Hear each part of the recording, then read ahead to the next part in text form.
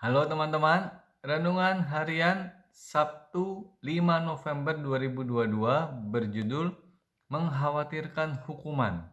Bacaan Alkitab diambil dari Kitab Kejadian pasal 4 ayat 1-16 dengan nasnya diambil dari Kitab Kejadian pasal 4 ayat 13 yang berbunyi demikian. Kata Kain kepada Tuhan, "Hukumanku itu lebih besar daripada yang dapat kutanggung."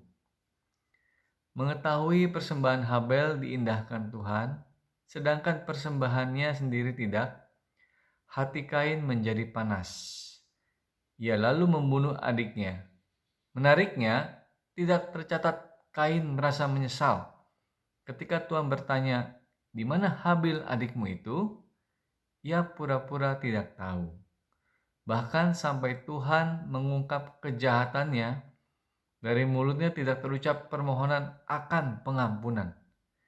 Permohonan Kain hanya satu, yakni supaya Tuhan meringankan hukumannya. Ketika baru melakukan dosa, kecenderungan sebagian besar orang bukan merasa bersalah, melainkan khawatir besarnya hukuman yang ditanggungkan kepadanya. Misalnya ketika seorang pengendara motor menyerempet pengendara lain sampai jatuh terguling-guling di aspal, yang dipikirannya bukan keselamatan si pengendara, melainkan berapa ongkos ganti rugi yang harus dikeluarkannya. Rasa khawatir terhadap hukuman dapat memunculkan dosa-dosa baru. Pada Kain, dari tindakan pembunuhan muncul kebohongan. Ketika Tuhan bertanya di mana adiknya berada, Kain menjawab, "Aku tidak tahu." Selanjutnya, muncul upaya penyelamatan diri sendiri.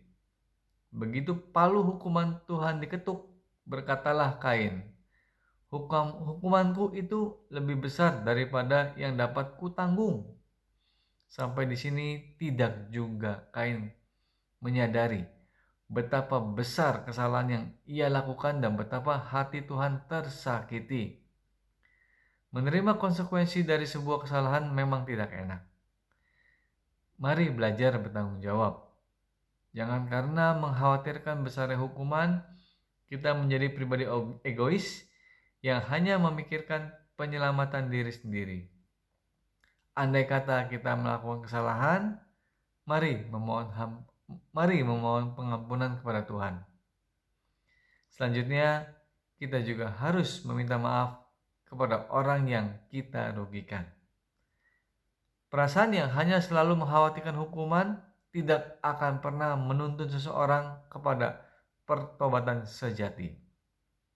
Semoga renungan hari ini menjadi berkat bagi teman-teman semua yang sungguh-sungguh mau belajar, mau merenungkan, mau mendengarkan, dan mau melakukan di dalam kehidupan sehari-hari.